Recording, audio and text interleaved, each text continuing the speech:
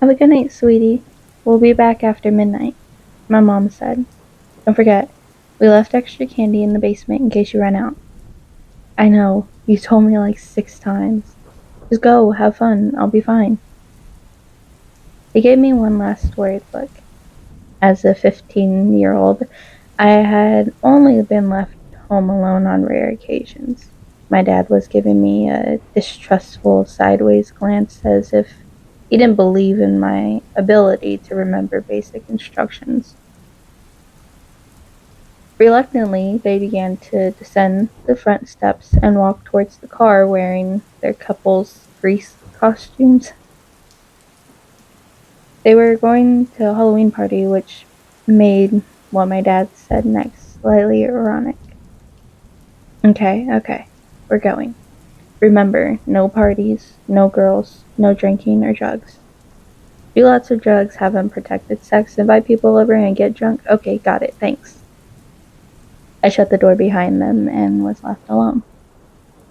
Mercifully, finally, peacefully alone. If you've ever been 15 years old, maybe you'll remember that wonderful feeling that when your parents finally go out for the night and leave you alone to your own devices. It's magical. The sun had recently set and it was dark outside on the moonless night. Trick-or-treaters would be out soon, coming to the door in droves. It was my first night handing out candy, and I made sure to turn on the porch lights so kids knew it was alright to come to the door. It was kind of exciting to be on the side of things for a change. I could eat as much candy as I wanted all night long while watching scary movies and playing video games.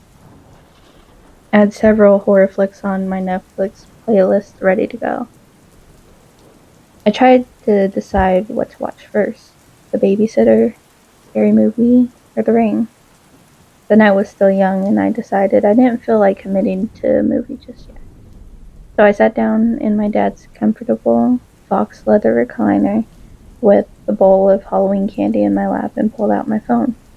I figured I'd watch a few TikToks, then pick a movie after that.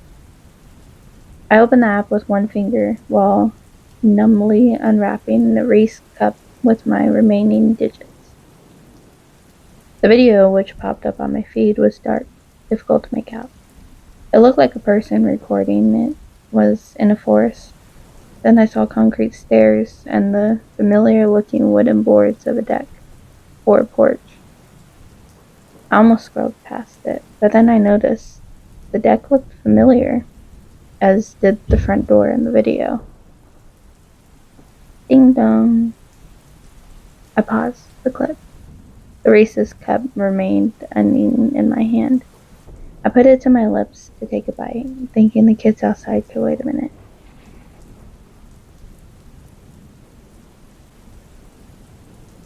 I got up from my chair, the piece of candy still whole, and stalked angrily towards the door. Damn kids, couldn't just wait a fucking minute. They'd break the doorbell if they kept attacking it like that. Swinging open the door, ready to yell at the brats, I looked down to see there was absolutely nobody there. Glancing around, I saw there were no trick-or-treaters anywhere nearby. No other houses were decorated either. I noticed for the first time, mine was the only one, and it was pitch black outside now. I noticed the porch light had apparently burnt out within the last few minutes, since it had been working just fine when I saw my parents off for the night. I closed the door and walked back to the recliner, my heartbeat now ticking just a little faster in my chest. Sitting down, I felt like I couldn't relax. My muscles were tense and stiff.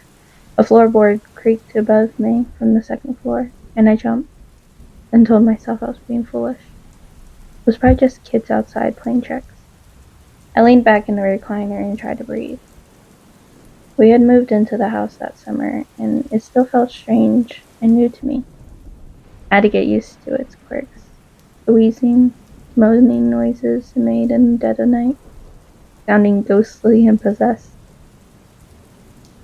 The whistling leaves and rattling shutters which sealed off the attic, sounding like bones shaking in the wind sometimes, or like muffled screams. Holding my phone in my hand again, I unpaused the TikTok I'd been watching. It had been close to the end of the video. The camera panned upwards, and I saw the person raising a black gloved finger up to the doorbell. The familiar sound rang out through my cell phone speakers. In the video, nobody came to the door. They began to press the bell again and again and again, faster and faster and faster. It was too familiar for me not to notice the coincidence. It sounded like what had happened at my own front door just moments before, although it was possible I was mistaken. Looking down at the bottom left of the screen, I saw it was a user who was unknown to me. The title of the video was Halloween Takeover. It had just been posted a couple of minutes before. Another creaking noise could be heard above me from the second floor, this time sounding more distinctly like footsteps bending the squeaky wooden floorboards. My heart began to pound faster and harder. I could feel it in my jugular and in my temple. My throat and mouth were dry, and I felt anxious and panicked, more and more with each passing second. The trembling finger, I scrolled up on my TikTok feed, getting rid of the video and moving on to something else. Anything else. It just had to be a coincidence, nothing more. I refused to acknowledge the possibility of it being something more sinister. I was next to the pause. The following video was a live feed, I noticed. Had the same previous one been as well? I wasn't sure. It seemed highly possible that it could have been, and I just hadn't noticed. As it played, I noticed the familiar look of the person recording, looking at their black shoed feet and the shadowy grass. Then suddenly, they were standing on the stone tile porch at someone's back door. Someone else's house, I hope, holding my breath. But those stone tiles looked very familiar, just like the wooden deck in the previous video. This time, there was no doorbell, so they knocked. Heavy fist. Jumping up from my seat, I heard the sound coming from my back door a few moments before I heard it on the app, as if there was a slight delay as it traveled through the cellular network. There was no doubting it. They were at my back door, the same person who was recording the TikTok outside my house. Feeling suddenly full of righteous indignation, I ran to the back door to give the asshole a piece of my mind. It was probably some punk kid from my school trying to mess with me. I was pissed off. They had gotten me so good. Swinging open the back door with a stinging retort ready on my lips, I looked outside into the night and saw, once again, there was nobody there. I stepped out in my bare feet, walking onto the grass and looking around for the person responsible. The door hung open behind me, and I paid no attention to it as I yelled out into the wind. Hey, I know what you're doing. You don't scare me, asshole. Come and get me. That last statement was one I would come to regret. Going back inside, I closed the door and locked it behind me. From where I stood, the stairs to the basement were just to the right. The stairs to the main floor straight ahead. The darkness down to my right teased me with its unknown horrors and the possibilities of what lurked within. Stretched in blackness as it was, but I ignored it and went to the main floor, shuddering and closing the basement door behind me as I quickly went down, feeling as if something would grab my ankle with a cold hand if I lingered for too long. There was a flimsy steel chain lock on the door separating the main floor from the neat rear exit and from the cold dampness of the basement.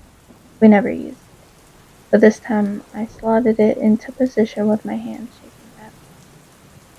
At least it would offer a modicum of security. But from what? That I still didn't know.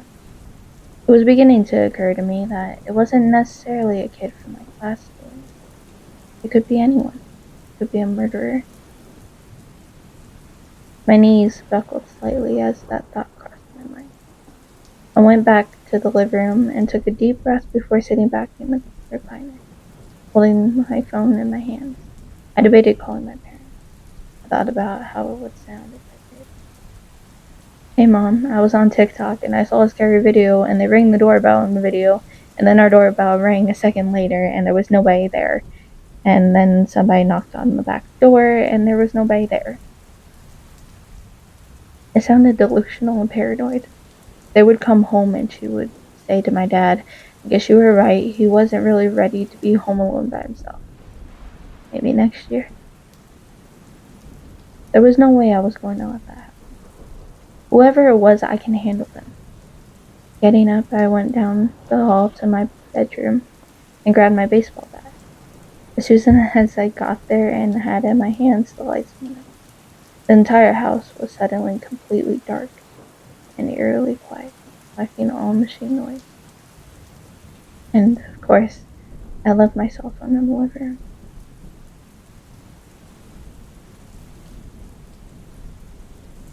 With the bat in my hands, I started to feel my way along the wall, finding the doorway and going out of the room into the hallway.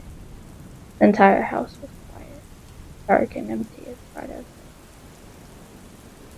But then, why did I keep hearing the soft squeak of footsteps above me, coming from the floor? That decided it for me. I was going to call the police as soon as I got back to bed. Slowly moving through the blackened space, I felt for the edges of the wall until I was near it, then moved past the locked basement door, feeling a sense of as quiet as I did so, as if someone just on the other side. When I was right up against the basement door, I heard the sound of the knob turning. Goosebumps ran up my spine and covered my entire body. They were inside the house. The flimsy chain would only hold back just the barest effort, judging by the look of it. I didn't have much time. Whoever was on the other side of the door was not a kid from my school. I had a very strong feeling about that. They sounded angry and insistent as they turned the doorknob back and forth and began to hammer and bang on the door. It rattled and shook in with its frame. Running as fast as I could, no longer caring if I hurt myself at this point, I ducked out of the kitchen and over to my seat where I left my phone. My intention was to grab it and call for 911, but I didn't even get the chance to. A loud crash echoed through the house, and I heard the sound of footsteps on the second floor, clearly now, running towards the stairs that led to the ground floor. There was more than one of them in the house. My phone was blinking from where it lay on the recliner sit beside me. I ran over to it in the pitch black darkness, bashing my shin against the leg of the dining chair on the way. I finally reached in and unlocked it, just as I heard the basement door break open with a loud bang. The only thing I could think to do in that moment was to turn on the flashlight. I needed to see what the hell I was doing. Luckily, I got it on quickly using the shortcut from the home screen and it turned on, casting the room in a harsh white light. Walking over to the broken door, I saw there was no bite behind it, no culprit who could have caused the damage. My phone dinged and I looked at the screen to see I had received a text message from someone. It was a link to the TikTok. Sorry about your door, the voice said in the video. It sounded ghostly and unreal. Do you have any more candy? The bag in the basement was mostly Tootsie Rolls, and I hate liquor. My parents opened the door and found me shaking in the recliner, all the lights off, staring at my phone, watching the same video over and over again. It was our basement and our candy stash. Really?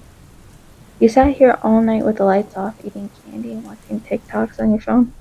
My mom asked incredulously. We're going to have to talk about cutting back on your phone time. I would have thought you would have at least give out candy to kids. Maybe watch a scary movie or something. My dad sounded a bit upset, but I was barely registering what he was saying. My mom was going down to the basement, I realized at the start. Mom, don't go down there, I yelled. It was too late. Yep, he ate all the candy down here too. You are in so much trouble, mister. I thought you didn't even like Tootsie Rolls. That was the night that I learned my ghost dad. And that once a year on Halloween, they returned to their early homes, to the places where they spent their fondest days. Our family had purchased the house from a couple who was downsizing after their kids passed away in a freak accident on the school trip. The son apparently loved TikTok and playing pranks on people. He also really loved candy, just not licorice. The daughter usually played upstairs in her room, was quiet and didn't cause any trouble. Greg and Alice were their names. I found out from my parents, who had found out from the neighbors. They found out some other details too, other past owners of the house, some more controversial than others. It's not Greg and Alice who keep me up at night on Halloween, terrified of sleep.